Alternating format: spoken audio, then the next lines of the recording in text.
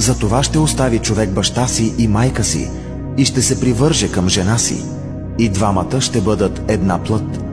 Така че те не са вече двама, а една плът. И така, онова, което Бог е съчетал, човек да не го разлъчва.